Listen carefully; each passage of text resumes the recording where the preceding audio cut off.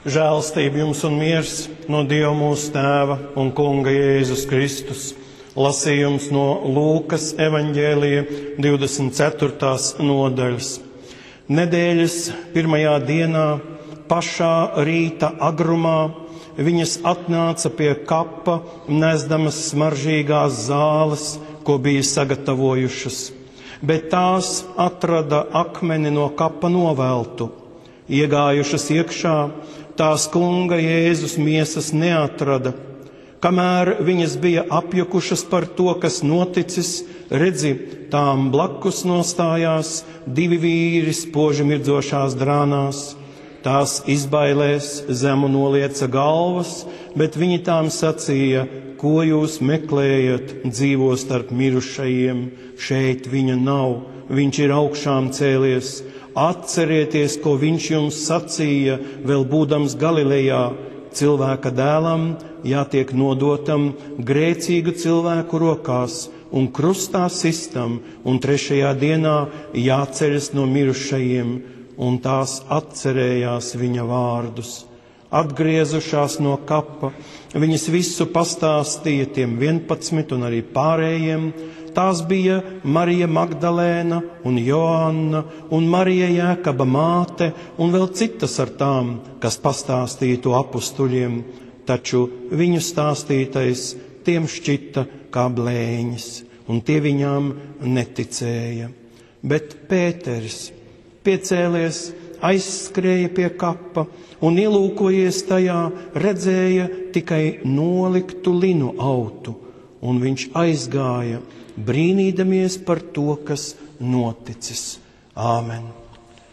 Dievs svētais gars, palīdz mums ieraudzīt tavu brīnumu savā dzīvē, tavu augšām celto mūžīgo klātbūtni. To mēs lūdzam caur Jēzu Kristu, mūsu Kungu. Āmen.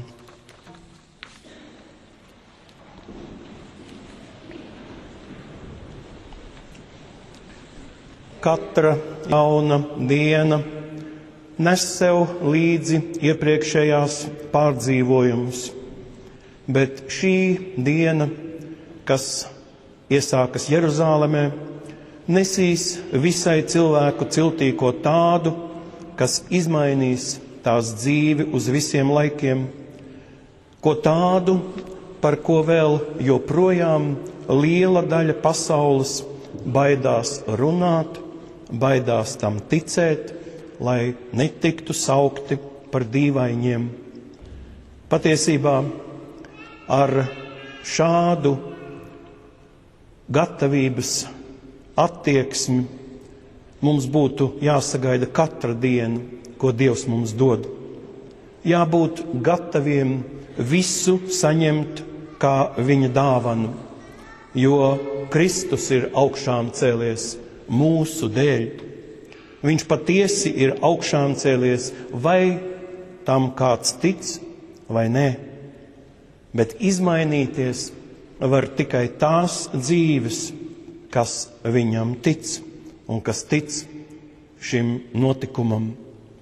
Bet mēs nevienam nevaram pārmest viņa neticību, jo šīs lietas stāv tālu no ikdienā risināmiem jautājumiem, bet tajā pat laikā attieksme pret tām nosaka mūsu pasaules uzskatu. Jēzus zināja visu gaidāmo un vairāk kārtīgi gatavoja mācekļus augšām celšanās notikumu saprašanai un pieņemšanai, kā Mateja evaņģēlijā viņš saka saviem mācekļiem atklāti teikt, ka viņam būs jāiet uz Jeruzālemi un būs daudz jācieš no vecajiem virspriesteriem un rakstu mācītājiem, un ka viņam jātiek nonāvētam un pēc 3 dienām augšām celtam, un vēl cilvēka dēls tiks nodots cilvēku rokās, un tie viņu nonāvēs, un 3. dienā viņš augšām celsies. Un arī tikko lasītajos vārdos no Lūkas evaņģēlija. Šis rīts Jeruzālemē sāk ceļu uz jauno derību ar Dievu. Vēl iepriekšējā diena ir pavadīta pēc bauslības, bet šī sākas ar iziešanu no bijušās tumsas un ieiešanu gaismā, gaismai austot. Tomēr noskaņa, kāda valda pie Jēzus mācekļiem šajā rītā, nav prieka pilna. Arī nakts ir bijusi nemierīga, domas un jautājumi ir jaukušies pa katra galvu, jo ar Jēzu kopā bija tik daudz, kas piedzīvots, bija licies, ka dzīve jau ir izmainījusies, un pēkšņi tā sabruka, un mācekļi atradās vēl zemāk, nekā bija dzīvojuši Kristu nezinādami. Blakus mācekļiem arī šo sieviešu sirdī valda tāds pats satraukums un nelaime par notikušo, bet sievietes ir tās, kam vienmēr ir jāceļas un jādara darbi, kurie citiem liekas nevēlami. Arī šajos laikos sievietes apmazgā mirušos un dara daudzus tādus darbus, kas vīriem un citiem cilvēkiem varbūt liekas nevēlami. Šī nepieciešamība celties un iet tajā pat laikā ienes mieru un atgriež pie noteiktās kārtības, pie dzīves ritma, jo viņas dodas pildīt to, kas ir jādara, svaidīt Jēzus miesas ar smaržīgajām zālēm. Bet par viņu patieso noskaņu, par patiesību sakot, par apjukumu, liecina kaut vai tas, ka viņas iet nemaz nezinādamas, kā viņas tiks kapā iekšā. Citos evaņģēlijos tas ir skaidri vēl pateikts, kas viņām novels akmeni. Šeit ir tas, ka viņas nāk un redz, ka akmens ir novelts. Kur gan ir palikuši visi mācekļi, bet ja viņas tomēr nāk šajā ceļā, nezinot, kā šeit viss būs, tad iznāk, ka viņu cerība un viņu paļaušanos ir liela, tikpat liela, kā viņu skolotāja mīlestība. Ir vienkārši jāiet un jādara. Viss pēc kārtas un secībā. Un patiesi notikumi pie kapa rindojas viens pakaļ otram, un katrs notikušais fakts runā uz mums arī kā līdzība. Akmens, kurš bija aizvelts priekšā Jēzum, lai noslēptu un nolemtu viņu vispārējai aizmirstībai kapā, ir novelts. Lielais smagums, par kuru ir jādomā, kā to dabūt no sevis nost, ir nocelts, un ceļš pie Jēzus ir brīvs, atvērts. Tikai paša Jēzus kapā nav. Un mēs ieraugām vārdus atrada, neatrada, un tas saistās visu pirms ar meklēja. Cilvēks meklē un kaut ko vienmēr atrod. Meklēt viņš var to, kas ir zināms, pazīstams, bet atrast var pilnīgi ko jaunu, negaidītu. Bet vai viņš zina, ko viņš ir atradis? Tā arī šeit sievietes meklē Jēzus miesas, tās neatrod. Atrod atvērtu kapu, bet nezina, ko tas nozīmē. Nezina, ka viņu atradums ir pavisam cits, un tas atklāsies cieši caur šo, caur zaudējumu. Šajā brīdī vienīgais, kas ar viņām notiek, ir neziņa un visi iespējamie situācijas cilvēciskie skaidrojumi. Vai viņu skolotājs ir nozagts, noslēpts, vai kāds to ir aiznesis, kas tajā ir ieinteresēts, vai kāds labvēlis kā mācekļi, vai ienaidnieks kā romieši, vai kādi citi. Šo neziņu viņas pašas kliedēt nevar. Un šis notikums nav saistīts ar kāda cilvēka mirstīgajiem pīšļiem. Mēs esam liecinieki notikumiem, kas risinās un saistās ar pašu Dieva dēlu. Sākot no brīža, kad viņš nāk pasaulē, un ar paša Dieva darbu pie šīs pasaules pārveidas. Un te nu mēs esam šajā kulminācijas notikumā. Jēzus mirstīgās miesas guldīšana kapā liecina par viņa patieso cilvēcīgumu, bet kapā nevar ielikt personību, dvēseli, garu. Miesa ir tikai mājoklis, kurā Dievs var mitināties.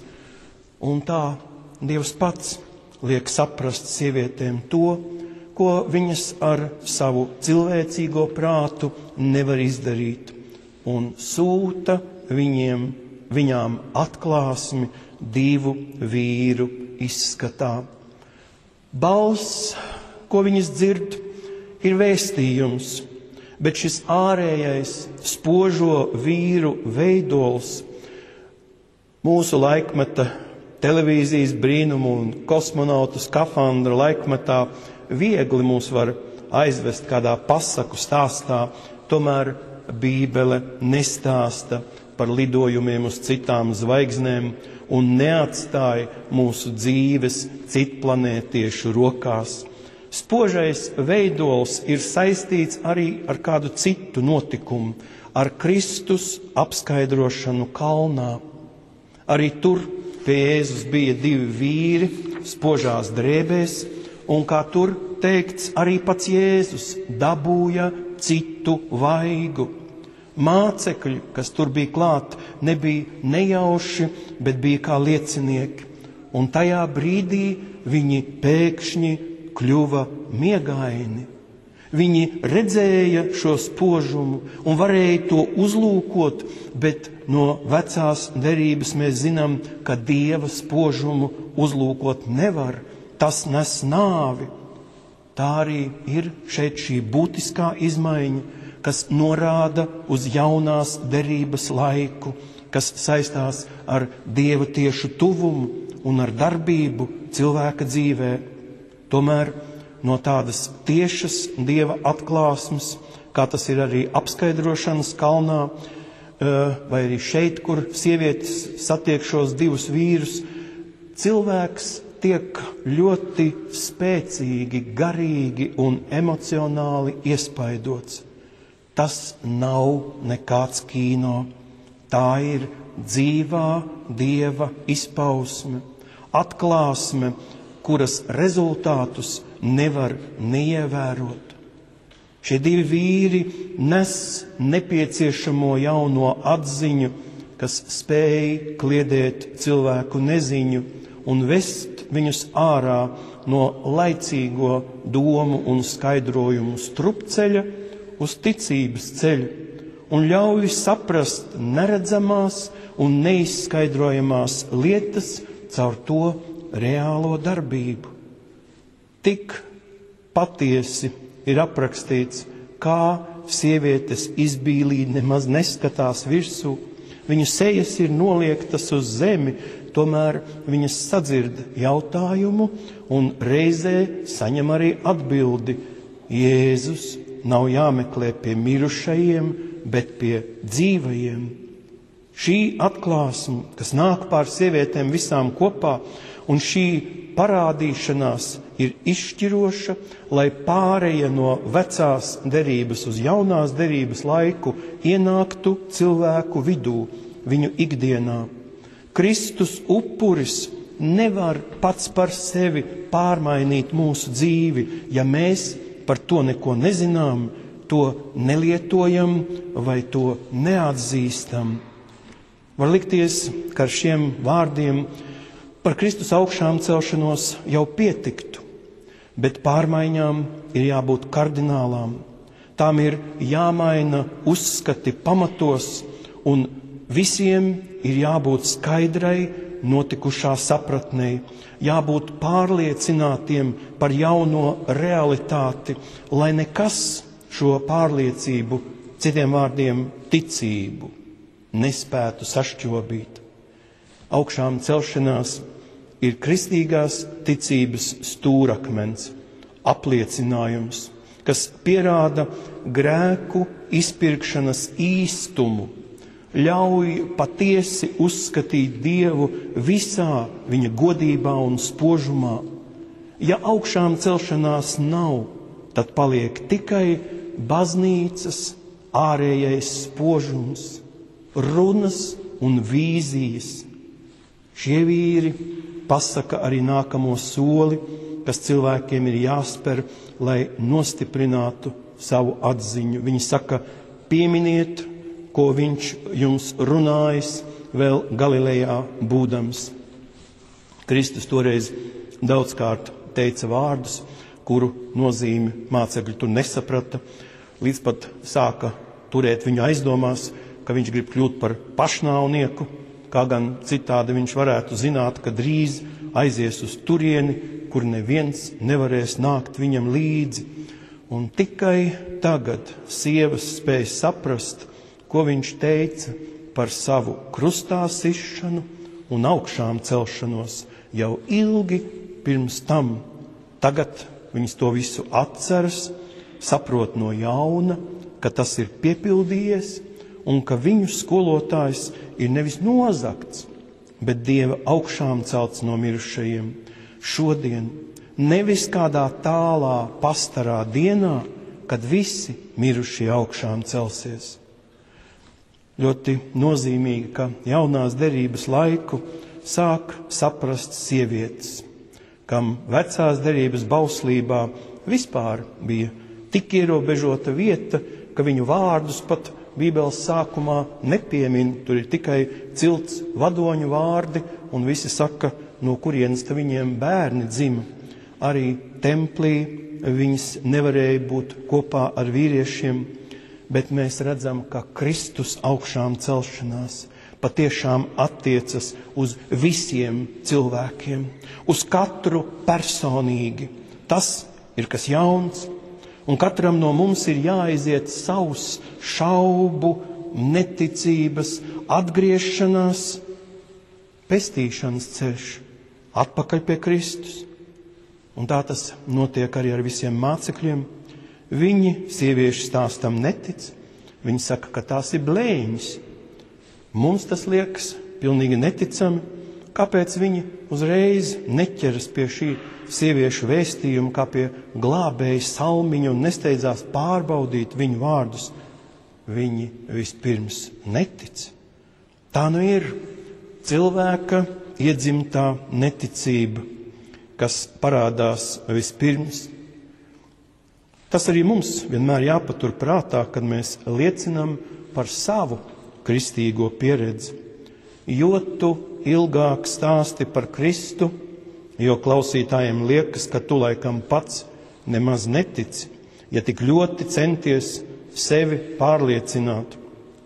Ir jāļauj, lai gars pats sāk strādāt un audzē pašu mazāko Dieva vārda sēkliņu. No mācekļiem tikai Pēters, kurš varbūt jūtas visvairāk vainīgs Jēzus priekšā, metas uz kapa vietu, cerībā, ka varbūt viņš tur savu grēku skolotāju priekšā varēs kaut kā izpirkt. Viņš tur atrod tikai autus. Viņš steidzas tāpat kā gani uz Bētlemi, lai atrastu tur bērnu, autos ietītu. Pēters atrod autus, bet neviens tajos vairs nav ietīts, tie ir tukši. Jo Dieva dēls ir augšām cēlies, un zemes cilvēku auti viņam vairs nav vajadzīgi. Augšām celšanās šo miesu un garu pārceļ mūžīgajā dzīvē, kur reiz būsim arī mēs, un tas ir svētā gara darbs. Pāvils raksta, ja jūsos mājo tā gars, kas Kristu augšām cēlis no mirušajiem, tad viņš, kas Kristu augšām cēlis no mirušajiem, arī jūsu mirstīgās miesas darīs dzīvas caur savu garu, kas jūsos iemājojas. Tas ir nemirstīgā, mūžīgā Dieva Tēva un Dēla un Svētā gara darbs mūsu glābšanas lamā.